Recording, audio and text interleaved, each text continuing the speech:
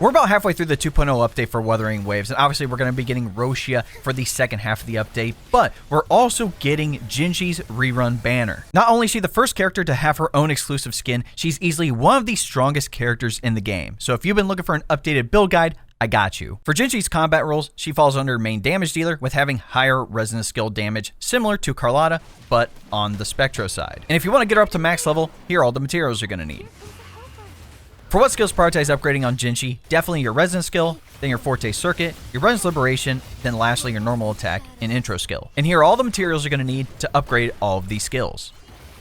For JINHSI's best weapon options, her signature Ages of Harvest is easily your best bet. I would highly recommend pulling for her signature Broadblade, but if you decide not to, the standard one, Lustrous Razor, is pretty good as well. If you don't have any 5-star Broadblades, don't worry, there are a couple of 4-star ones you can use. For JINHSI's best Echo set, you want to stick with 5-piece Celestial Light. Now there's two ways to set this up. The first way is by having Jue at your 4-cost Echo with either crit rate or crit damage as the main stat, your 2 3-cost Echoes with Spectro damage or attack percentage, and your 2 1-cost Echoes with attack percentage. The second way is by having Jue and the Morning Aches as both your 4-cost Echoes, obviously Jue as your main, with both of them either having crit rate or crit damage, and then 3 1-cost Echoes with attack percentage. For your Echo substats, you're definitely looking for crit rate and crit damage, resonance skill damage, maybe a little bit of energy regen, and then obviously attack percentage and flat attack. For JINHSI's best team options, she actually has a very easy free-to-play team, which includes Yuan Wu and either Baizha or Verena as your healer. For the JINHSI premium team, at the moment, pairing her up with Zezha and Shorekeeper is the obvious choice. Another coordinated attack option would be replacing Zezha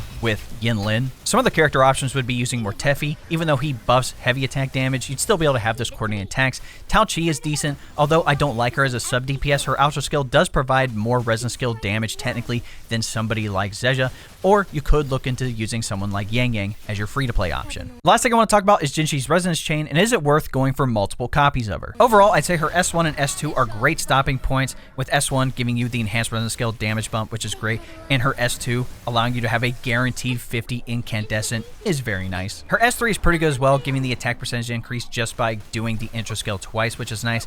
The S4 and S5 are okay, and if you want to go all the way to S6, like I said, that enhanced resonance skill is just going to hit like a truck. For my final thoughts, if you're someone who didn't pull for Carlotta and you didn't pull for somebody like Camellia, JINHSI is the next best option. But let me know what you guys think in the comments. Are you going to be pulling for JINHSI, or are you saving your pulls for a character like Roshia? I've said it once and I'll say it again.